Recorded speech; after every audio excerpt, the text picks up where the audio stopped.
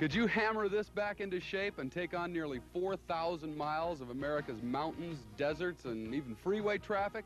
Well, here comes 100 of them, pounded, tuned, and polished to perfection, ready to go from Los Angeles to New York for $250,000 in the Great American Race.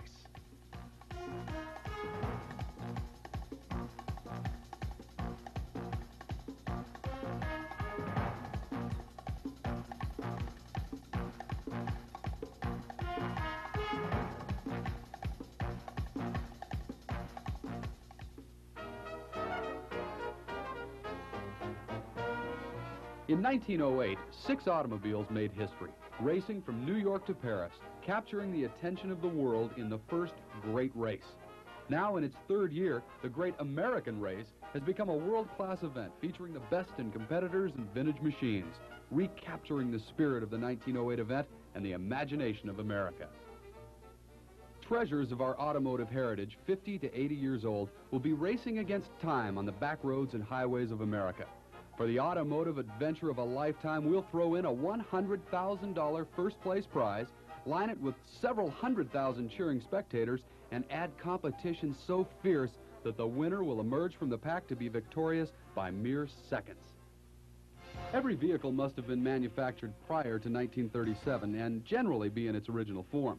Certain modifications are allowed in the interest of safety and preservation of these historical machines, and prior to the start, the vehicles are thoroughly inspected for safety and roadworthiness.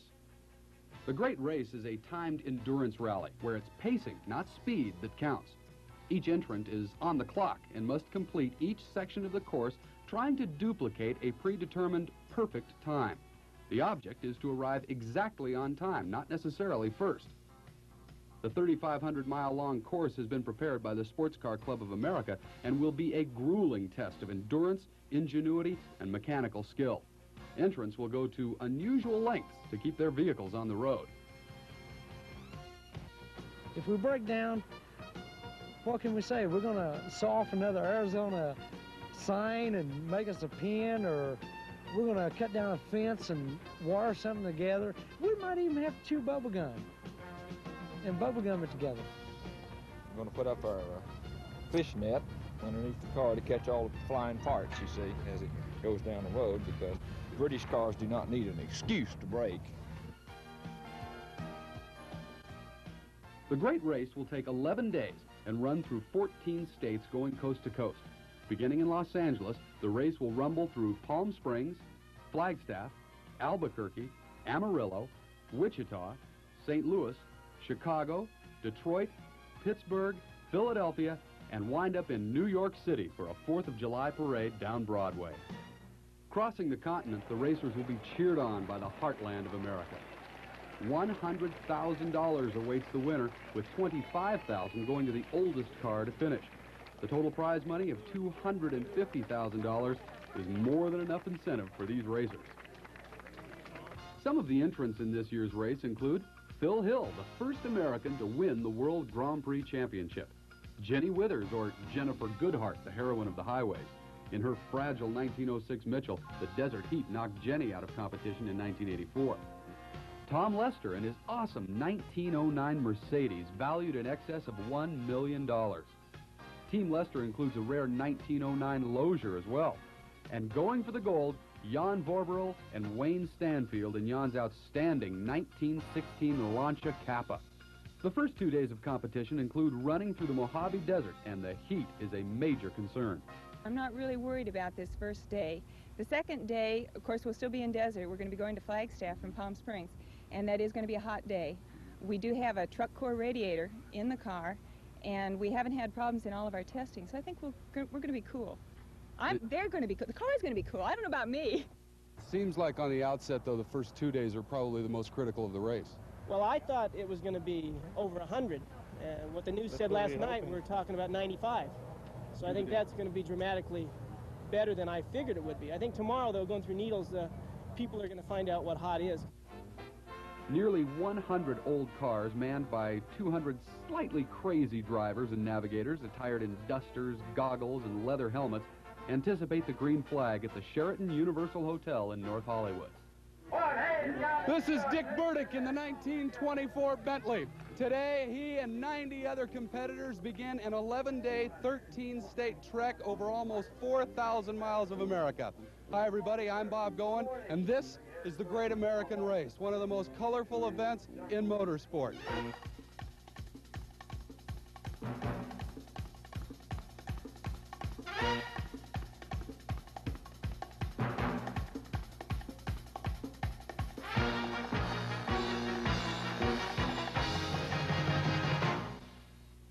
As the cars left the starting gate at 1-minute intervals for the run to Palm Springs, Telly Savalas, caught up in the excitement and the adventure of the great race, hitched a ride on Big Thunder, America's favorite fire truck. As the field heads east, it will unfold to become the world's longest parade, a rolling history of the automotive age.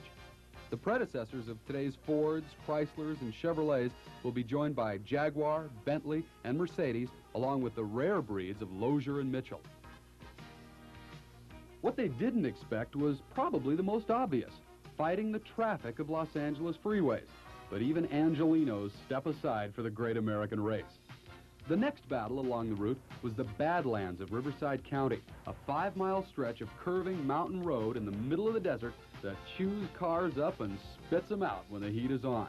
But the desert heat really didn't materialize. The major problem was wind.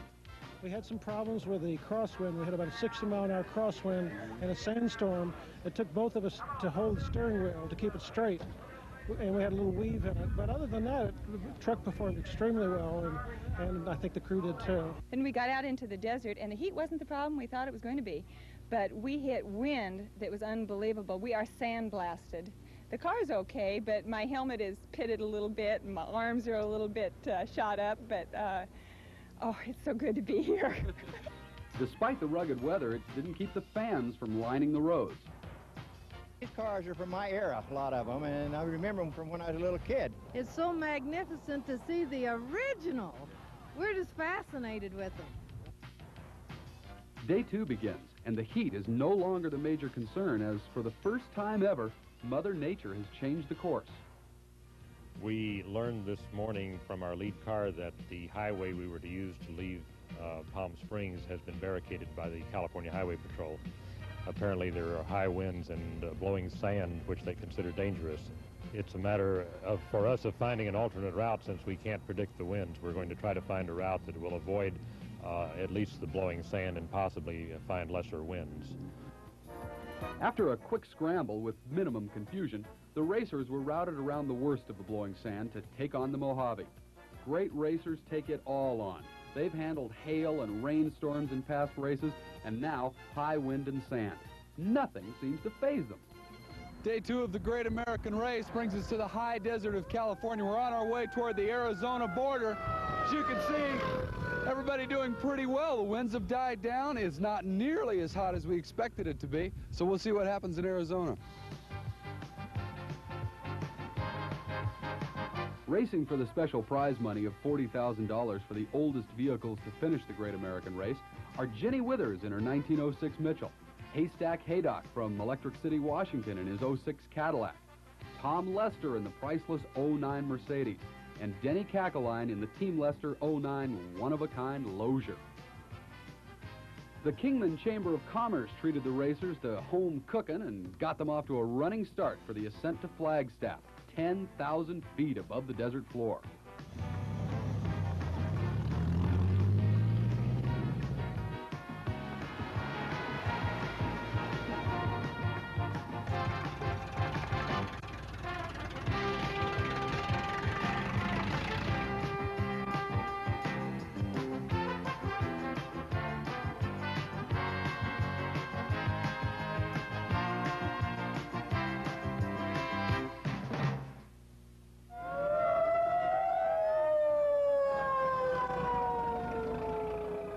The leaders in the fun and noise category are without a doubt the old-fangled fire trucks, led by 3-time veteran Doc Fusen in Big Thunder, a 1912 American LaFrance, and driven by Eugene McGuire.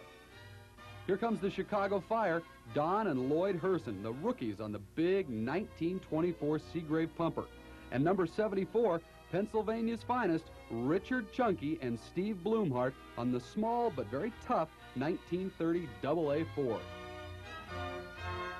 After the charge into Flagstaff, in first position by a margin of 3 seconds is the 1916 Lancia, driven and owned by Jan Vorbrel and navigated by Wayne Stanfield. In second position by a margin of only 1 second, Dr. Barbara Atwood's 1934 Packard Roadster, navigated by 1984's champion, John Klassen. But watch out, here comes the High Sheriff from Oceanside, California, Jack Casson, currently in third position.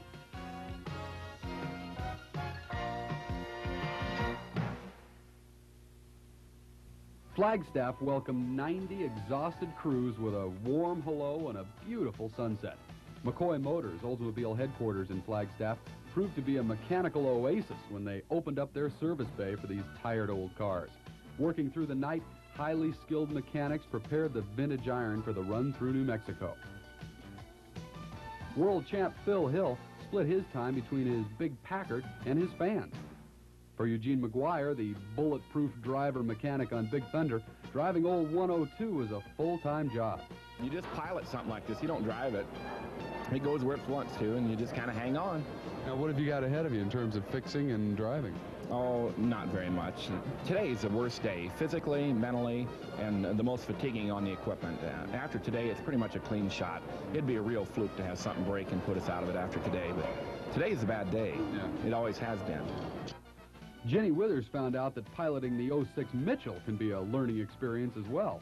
The car is running really good, and I learned some things today. I learned how to double clutch and go down into second gear on a hill, and that was a biggie for me, and Roger was sitting right there yelling at me, but I did it! The snow-covered San Francisco mountains provided the scenic backdrop for the start of the third day of racing. Unfortunately for the Chicago Fire, Don Herson and his 1924 Seagrave Pumper, the snow may melt before he can enjoy the view. Having a major problem yesterday, the team worked through the night, and they are still at it. We cracked the head on it. There's individual jugs on this one, unlike most vehicles. And we bypassed that one. We had a crack across the top of it and two down the side of it. Threw a jug on there, and we've been leaking water out the exhaust pipe and that. Got it here. Crew been working all night long, trying to get the thing running here, and we're supposed to be leaving in about 20 minutes or so, and we're still not ready, so I don't know if we're going to make it or not. The miracles are starting. The Chicago Fire made the deadline in a mad scramble and are back on the road. These rookies are tough. In England, only days before the race, Curly Walters' leg was badly injured, kick-starting his 1930 Sunbeam. Determined, Curly left his hospital bed and arrived in Los Angeles on crutches, raring to go. Your doctor must be thrilled about this. Well, he thinks I'm mad, and of course I must be. I mean, anyone that's going to ride a motorcycle 3,500 miles across the state's got to be mad. As we've said, the Great American Race is a rally.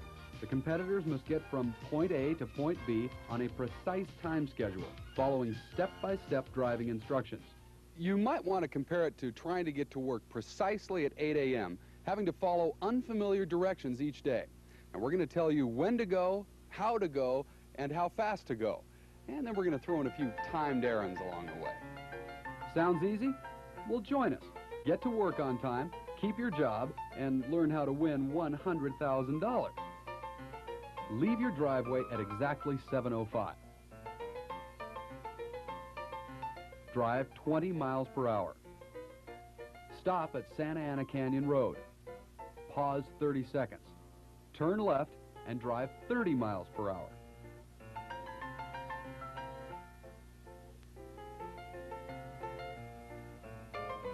Bear right at 91 West to enter freeway. Drive 50 miles per hour. Get into right lane, not avenue. Pause 30 seconds at red light, turn right, and drive 30 miles per hour. Turn right into Goodyear parking lot. We have a 5-minute pause at the cleaners next door.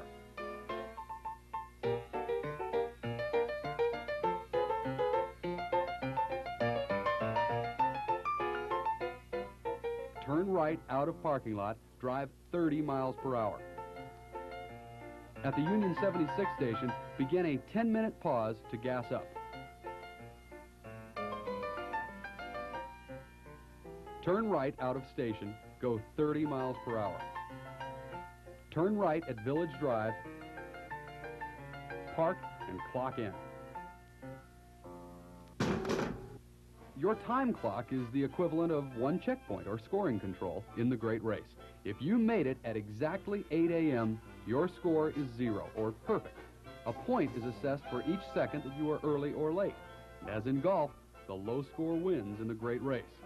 The racers have 66 time clocks or scoring controls from Los Angeles to New York. In 1918, the Goodyear Tire and Rubber Company ran this 1917 four-cylinder Packard truck along with 5 others from LA to New York to establish a world record, 13 days and 5 hours. Bill Halliday and his 26 Chevy Roadster is cooking into New Mexico and ready for some Navajo tacos in Gallup, compliment to the chamber. Lieutenant Governor Mike Runnels of New Mexico and Mayor Robert Allen of Gallup presented Norm Miller, the president of Interstate Batteries, and Chief McRae with a unique key to the city. Meanwhile, the drivers took to them mouth-watering tacos like the community took to the Great Race.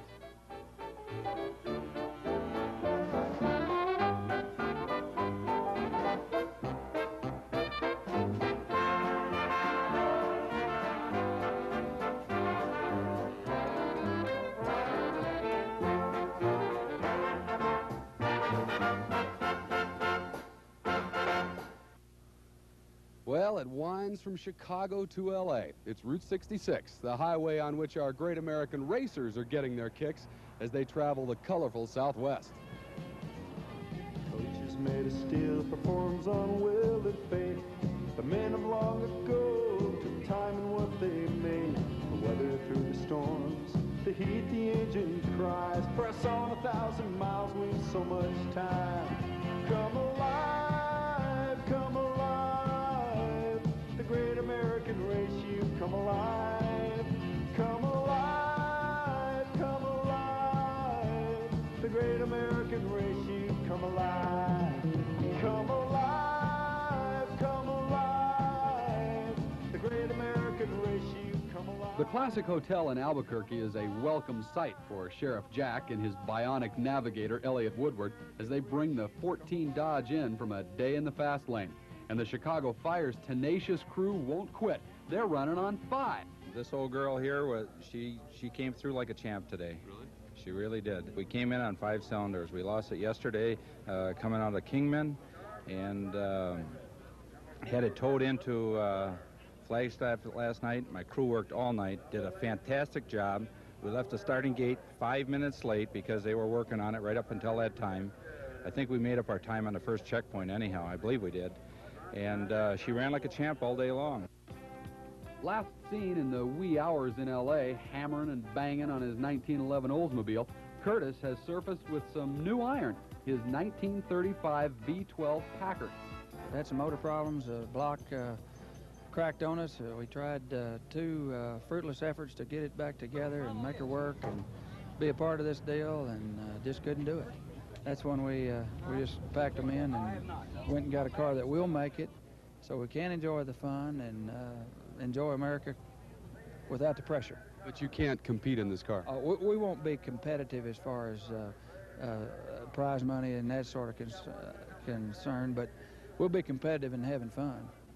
Day 4 brings the finest in Southwestern hospitality at the historic Plaza in Santa Fe. Rose petals, colorful dancers, mariachis, sopapillas, and biscochitos. Another warm and wonderful Great Race Festival. Bill was the first American to win the World Grand Prix Driving Championship in 1961. The 1965 by Rosenbach.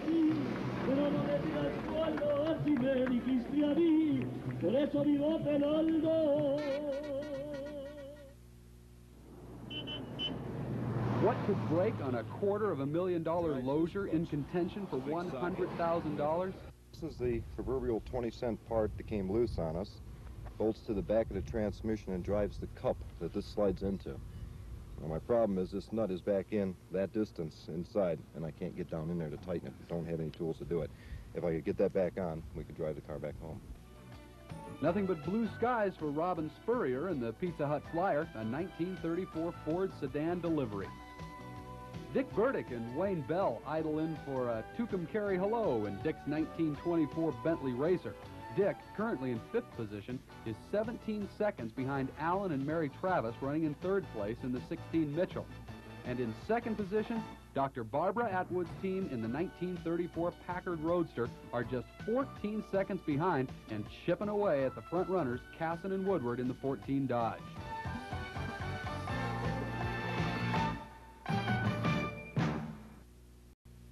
A king-size Texas welcome is in store for John Price and his 31 Chrysler Roadster. Mark Burdick and Ken Downing are bringing the yellow rolls of Texas on home. The city of Amarillo declared 1985 the year of the great American race and hosted one of the warmest welcomes in great race history. The newlywed McMenemys in their dynamic 35 Auburn convertible, the Deckard family in their 32 V8 Ford, and Carl Cannon's 1933 Rolls Phantom II, all from Amarillo, were centerfold attractions for the blowout. Watch out, America. Here comes Amarillo.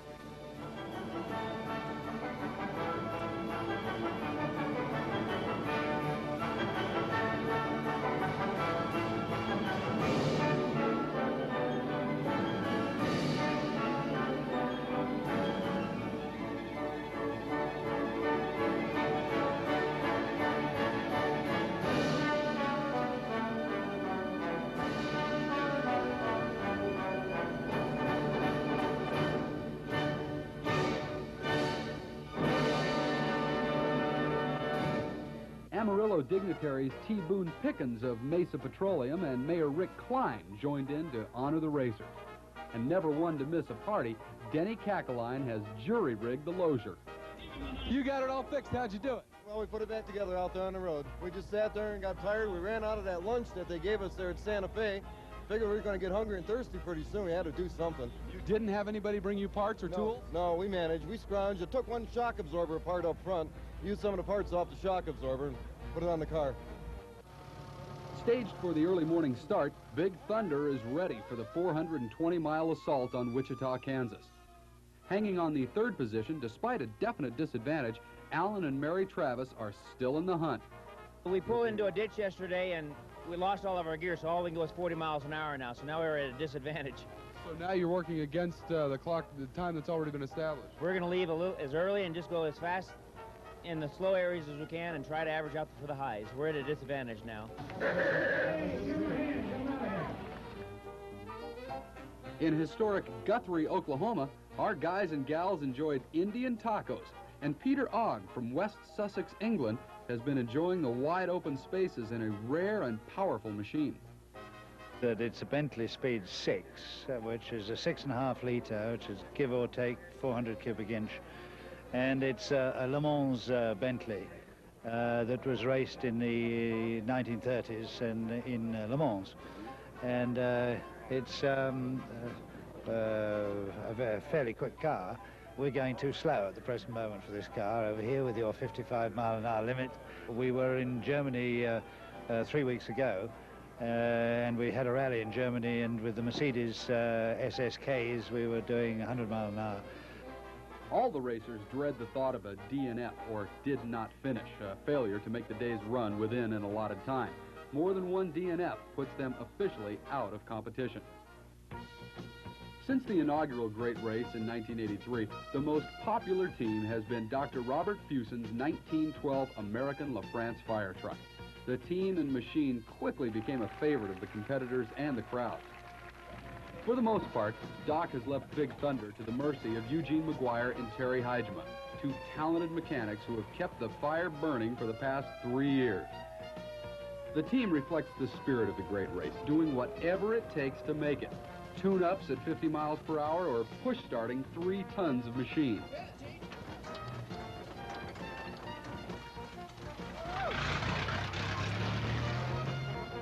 The first 2 years of the Great American Race, our heroes in red always managed to at least finish. But now it looks like their resiliency and resourcefulness has come to an end. A crankshaft has split in two in Cow Creek, Oklahoma.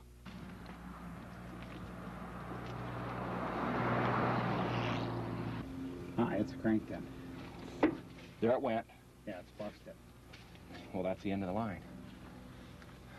party is over. It takes about 3 weeks to hand cut all the bearings. We make all of our own bearings and so forth. So, you know, I'll have to whittle a crankshaft out and make new bearings, and that's some weeks away. But there was something about being stuck in Cow Creek, Oklahoma, and knowing the obligation of just being the fire truck that made the impossible possible. They found a machine shop, stayed up all night, and finished the 3-week job in just 10 hours, just in time to get to Wichita and start the next day's 12 hours of racing. How many hours of sleep would you say you've had lately? Oh, my. I don't know. Not very much. I haven't been in bed in 2 days. I don't know, about an hour and a half in the last 2 days. But I'm going to sleep tonight. The Great American Race. It brings out the best in people, even against all odds. The Sunflower State's Attorney General, Bob Steffen, helped fans bring him into Wichita.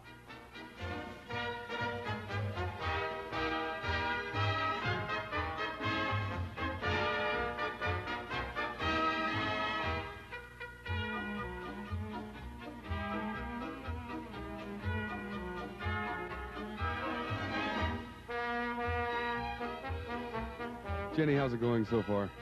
Well, tonight I feel pretty good, but we've had an awful lot happen since I talked to you last.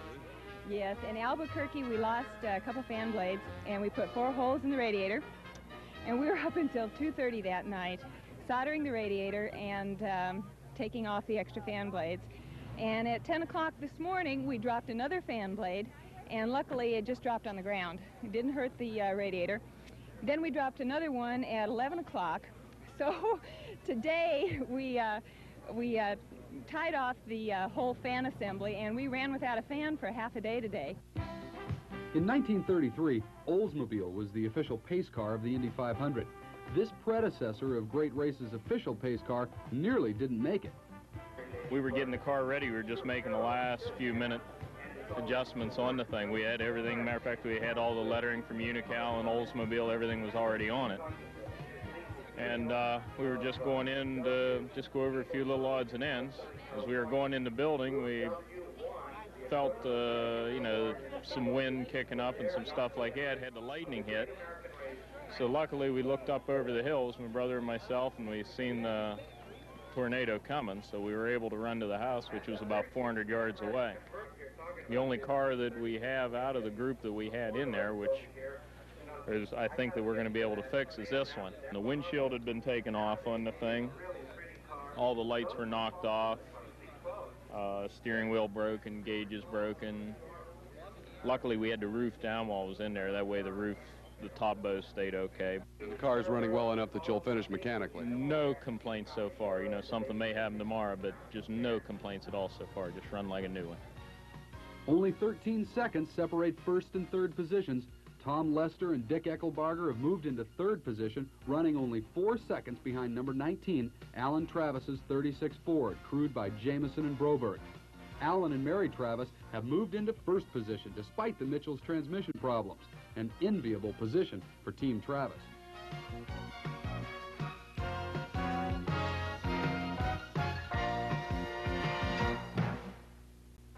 This is Kansas City, the midway point of the longest day of the Great American Race. And you can really feel the pressure of the competition starting to build. So far, we have had a new leader every single day of this race, and the competition for the $100,000 first prize is wide open.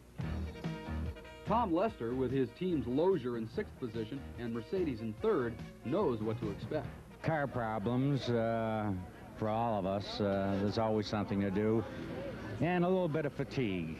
This is a very difficult thing to do, to go on a cross-country rally. It takes tremendous energy and concentration. But the next few days are going to be shorter legs, won't they? I think so. I hope so. The Great American Race is a true test of man and machine, and Doc Fuson's square-jawed crew has passed with flying colors. Breaking a crankshaft half in two, you don't fix in an evening. You just don't do it. I mean, it's just another amazing feat by Doc Fuson and his incredible guys. Those guys must be bulletproof. It's just amazing. Nobody can believe it. I don't believe it. If you ever went to war, you'd want to take those guys with you. That's all I can say about it. It's just, It's shocking. I mean, I don't even believe they're here. Great. God bless the fire truck. He does every day, I think. You're going on no sleep. You're working very hard. Is it worth it to you? It is. It is. It is a lot of work. It's hard work. It's a lot of fun, though, too. And it's exciting. And to rebuild a crankshaft in 9 hours and make it into the next city for the start, that's overcoming something special. Is all this worth it? Yes, it is, for a lot of different reasons. You can't buy, for love nor money, the experiences that you'll gain from the great race. It's really about people and meeting people and the demands that are put upon each other, and it's a real meaningful experience. Tom McRae says if he was ever going to go to war, he wants to go with you guys. You are bulletproof. I think we are bulletproof now. Knock on my ladder. We are in Boonville, Missouri. In Boonville, what do you think of the Great American Race?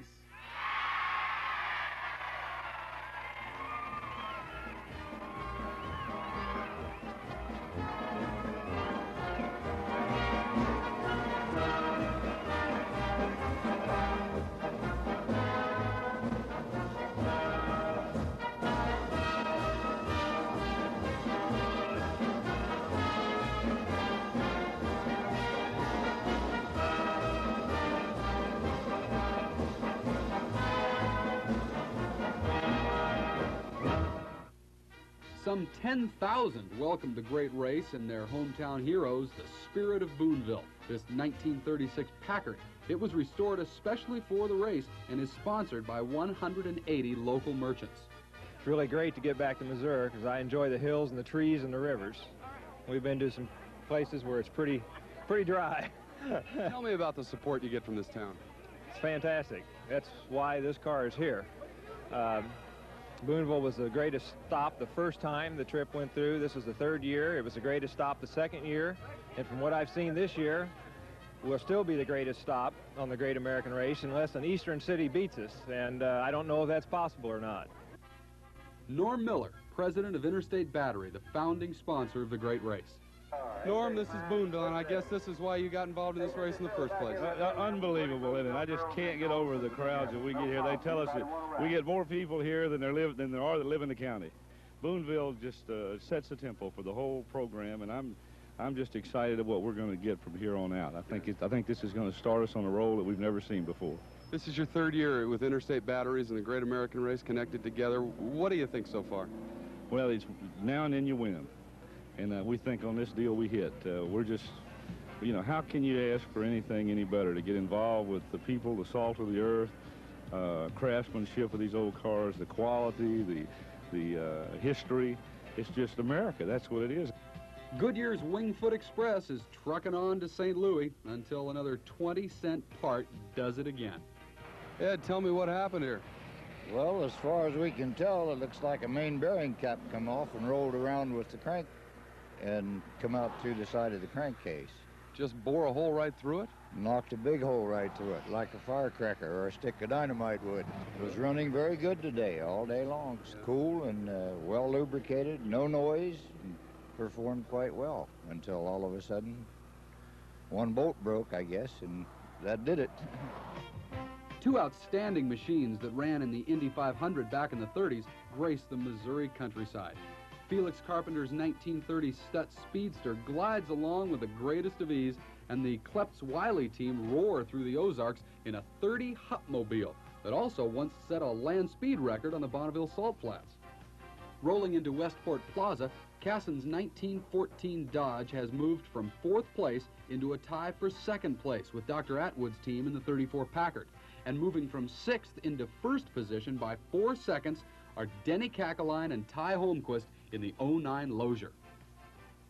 After taking on 900 miles in 2 days, Day 7's run to Chicago is a piece of cake for the competitors. They looked forward to a noontime stop in Bloomington, Illinois for a slice of America at its best. Dick, what do you think of Bloomington here? It's a super town. Look at all the people. It's just unbelievable. The turnout and the hospitality and everything is just really great, and it's appreciated by every driver in this crowd I know. That really makes a difference for you coming through a town like this, doesn't it? Sure it does. I mean, you get kind of tired looking at that dumb speedometer all day. As the Great American Race picks up steam on its eastward journey, it has captured the imagination of the cities and towns along the way. For Tom McRae, a driving force behind the great race, Bloomington is what it's all about. Tom, Bloomington is becoming one of the great spots of this race, isn't it? I think it's on the verge of being incredible, actually. It's amazing. Just look out here. It's just totally incredible. There's people lines the street all the way as we come in town. Can't hardly get through the downtown area here, and then I know that there's probably another 5,000 people out on the way out of town. It's amazing. We love Bloomington. What makes it happen? It's the old cars and the adventure, the spirit of the event. Ask all the people. They love the drivers. They love to talk to them. They love the old cars.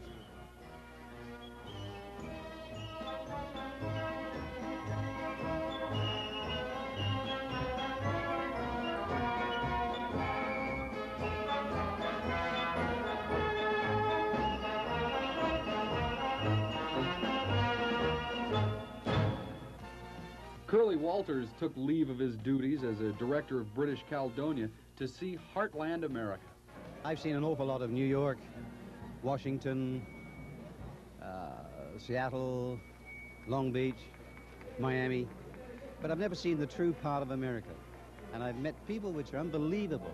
Sometimes you can stay on the side of the road for hours and hours and hours and no one bothers to even stop, particularly in England. So I think that it's great. And bringing it on home, Chicago's Chuck Gross and Bubba Williams in Chuck's 34 Bentley Tourer. Mayor Washington's special events team designated Chicago's famous State Street Mall as the overnight pit area for the great race. Confronted with major mechanical problems since day one, the Chicago Fire is ecstatic and a little surprised to make it home. Departing the Windy City at 6 a.m. to beat Monday morning traffic, we're headed for the Motor City via Kalamazoo and Lansing. There really is a Kalamazoo, and they're all here.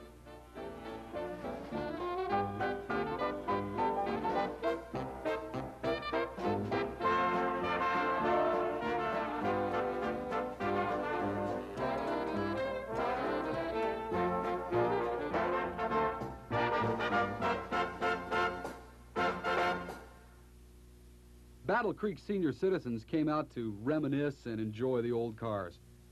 1,500 miles later, the crankshaft repairs have given way, stopping thunder in its tracks. Determined, Eugene and crew went to work in an attempt to again pull off a miracle. After being towed to a machine shop in Brighton, Michigan, they found the block had literally been blown apart, terminating their assault on New York. There would be no more miracles.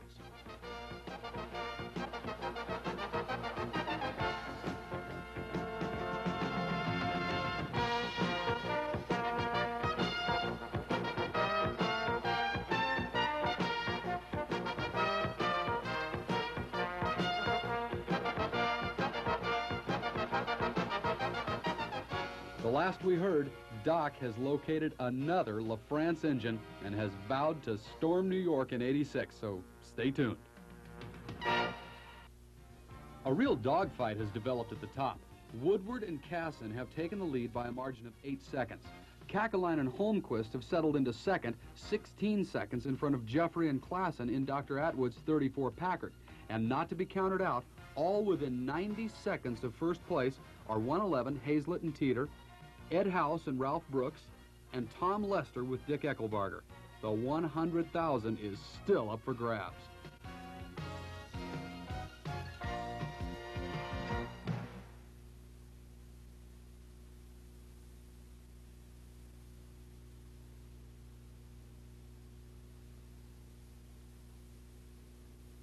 It's on to a big party in Southfield, but the weatherman didn't cooperate. Contaminated gasoline has been a major problem for several teams, including Jennifer Goodhart's 06 Mitchell. But ace mechanic navigator Roger May put the 06 back on the road. We get a lot of this alcohol gas here. For some reason, it just doesn't like it. It softens up any deposits in the tanks and so forth and starts feeding it in. And we were getting our jets clogged and backfiring. and we got a fire under the hood. Got it out immediately with a fire extinguisher, but at that point still had the bad gas. We couldn't make up enough time to get to the next checkpoint. We did go to the checkpoint, but we were an hour and 17 minutes, and anything over an hour is DNF for the day. So we gave it up and put it on a trailer, and we'll be running tomorrow. The Maumee River of Toledo, Ohio makes a beautiful backdrop for a breakfast stop on a Tuesday morning for our Great American Racers. Only a couple days left in the race, and the competition is really getting strong. But for some of the participants, it's been strong all along. Our current leader has a unique style of competing. Like the tortoise and the hare, he waits for a mistake. We use a different set of techniques for staying on time. Most of these people are, quote, navigating, which means the passenger is using the paddle markers and measuring the time in between those markers, the mileage markers, in order to stay on time. And they're looking at watches and doing charts and doing lots of math to keep the driver on time. The driver doesn't know what's going on. He's looking for signs. He's occasionally looking at his speedometer. We can't depend on those mile markers. They're not 100% accurate. Some of them are short, some of them are long. And I just find it a lot less confusing to figure out that our car is supposed to be driving at 49.6 and leave it at 49.6 and ignore the mile markers. What I've found in the past and what we're finding on this event is that the guys that are very, very good at navigating will beat us by 5 or 10 seconds a day.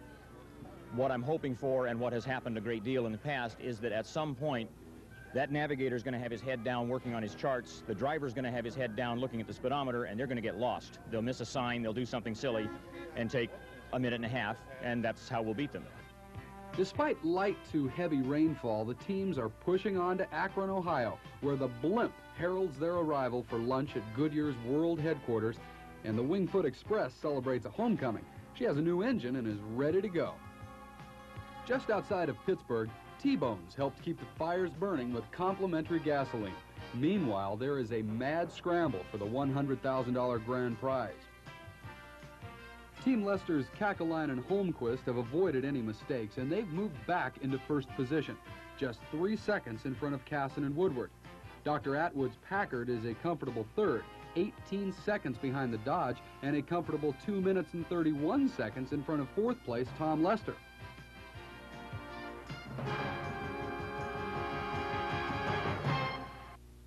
With the 06 Cadillac down and out, Jenny and Roger are hanging on for the oldest vehicle to finish award of $25,000. And with just 2 days to go, the pressure is intense. We stopped at one checkpoint and we just died. And it took us 35 minutes to find out what was wrong. And what it was a sheared distributor pin, but the ends were still there. So we didn't know it was sheared inside. And then we had a couple more times after that we had to stop and make some adjustments. So we were racing against the clock today, and it was tough. Taking that first DNF must make you feel like the pressure's really on. Terribly so. You know that you can't make any mistakes at all. Earlier on in the race, you knew you had one day that you could throw out, and you kind of had that cushion. There's no cushion now, and it's go for it, and let's make it. The Great American Race had the honor of kicking off the Pro Athletes Race to Feed the Hungry. The national spokesperson, Coach Tom Landry, has joined in with many of America's pro athletes to raise funds to help eradicate the hunger problem in America and the world. This 1934 Ford Phaeton was relayed across America by Norm Miller and such pro stars as the Steelers' Mean Joe Green, Lyle Blackwood of the Miami Dolphins, Kurt Nymphius of the Dallas Mavericks, George Andrews of the Los Angeles Rams, and Bernard King of the New York Knicks. The athletes held autograph sessions and were caught up in the adventure of the great race. To ride in a 1934 Ford Phaeton like I was, and how smooth it rode, and I mean, no problems. You know, it's amazing to think that you can ride in a car that old and it performs. Maybe I could get some friends together. We could maybe get an entry into this thing next year. That would be a little bit fun. We got to get a mechanic though. So we can drive them, but we don't know how to fix them. Day 10 to Philadelphia is critical for Casson's Dodge and Lester's Lozier in first and second positions. Denny, you've just got a couple of days left and you're in second place. You must feel very good about that. I feel super good about this. This is my second rally I've ever competed in my life. I didn't even know I was competitive, let alone be in second place. Just hope that our luck holds and nothing breaks, and we don't make any mistakes. It's getting down to a race now of who's going to make the biggest mistake, and that'll determine the winner, I think, at this point. For today's competition, they will be running the course with only one car, Phil Hill, separating them. Phil could get a near-perfect score simply staying in the groove between the leaders. We were sandwiched between the number 1 and number 2 cars, leaving the last stop. And so we thought, gee, this is a perfect opportunity to take a hack on either the one in front of us or the one behind us or both. And forget all this nonsense with clocks and speedometers and what have you. And it turned out all wrong. We realized immediately that either one or the other was playing games or had made a terrible mistake, because there was supposed to be a 3-minute span between the first one and the last one, with us in the middle minute. Now, it's either Holmquist or Woodward who are playing the games, or the mistake Woodward has been waiting on has occurred. Elliot, there appears to be some gamesmanship going on out there. Is that true? No. It appears that way, but it's not true. What is happening? What happened is the car that is supposed to be 2 minutes ahead of me made a 2-minute watch mistake and left a transit zone on my minute, and so did the other car between us. They both made a mistake. And I'm sure it was a mistake because nobody runs 2 minutes late on purpose. Yeah. So, now, you are positive that you were on time? Absolutely. Okay. Yeah. And there... Can I hope? I found out about that I made a 2-minute addition error about 3 or 4 minutes before control, and we were trying to make it up. It's of all the thousands of calculations that you do, there's always that chance that you might make that one big mistake. And we were in first this morning by 3 seconds, and I'm sure that I haven't even looked at the score. I don't want to look at it. We just blew it. And sure enough, when the scores were posted in Philadelphia, they revealed the Lozier had dropped to 3rd position, 30 seconds behind the Atwood Packard in 2nd. And Ty's mistake put the Dodge back into 1st place by 20 seconds.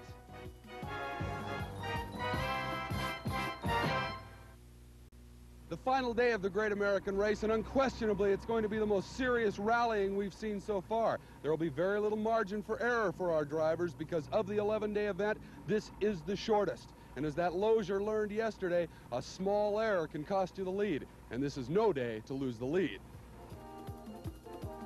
The seconds are ticking away, while the back roads winding through the plush New Jersey countryside provide a marked contrast to the streets of New York just around the corner.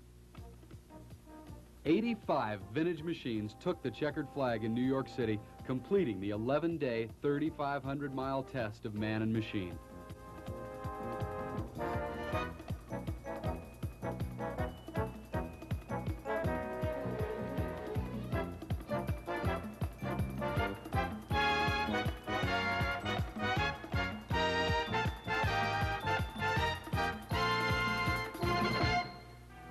She's done it. To the delight of her fans across America, Jennifer Goodhart, heroine of the highways, and her co-pilot Roger May have brought the little 06 Mitchell in, by far the most primitive machine in the event. The Great Race's First Lady takes home $25,000. Jenny, congratulations. You have made it to the Big Apple. The Big Apple and I are real good friends right now. Did you think you could make it? Well, yeah, I always thought I could make it, but I was afraid to get too excited. Everybody kept saying, you're going to make it, you're going to make it, but I didn't want to tell myself that because I really didn't want to be disappointed. This year, we had problems, but they all worked out. We're here! Tom Lester and Dick Eckelbarger roll in, taking 5th position and $10,000 in the big 09 Mercedes with a total score of 9 minutes, 58 seconds. Ron Hazlett and Dave Teeter captured 4th position and $15,000 in Ron's 36 Packard Coupe with a time of 9 minutes, 8 seconds. Completing a coup for Team Lester, Kakaline and Holmquist with a score of 7 minutes, 3 seconds hung on to 3rd position to win $20,000 and bring the team total to $45,000. Coming in 2nd place was Dr. Atwood's 1934 Packard with a total score of 6 minutes and 32 seconds, navigated by last year's winning navigator, John Klassen. And winning the $100,000 first prize by a margin of 30 seconds over 3,500 miles in 11 days are Jack Casson and Elliott Woodward in the 1914 Dodge, with a total score of 6 minutes and 2 seconds. You're not smiling on the outside, you're smiling on the inside? Both. Really? You bet. Congratulations. Thank you. Are you satisfied with the way you ran? Except for the terminal brain fade, yes, we ran very well. Explain that. Oh, just once in a while shutting off all the senses and getting lost, or adding a minute here and there. Almost everybody does. In 11 days, you're bound to make one hideous blunder.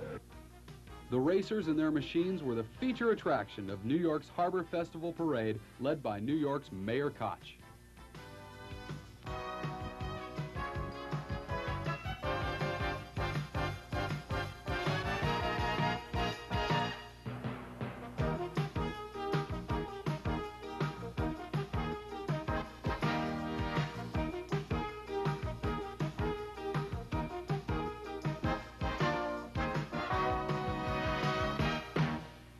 "11 states and almost 4,000 miles later, the Great American Race is finished up in the Big Apple, New York City. And what more fitting tribute to these drivers and navigators could there be than this parade down Broadway in the heart of Manhattan on the 4th of July? Keep an eye out for the Great American Race next year. Might just be coming through your town.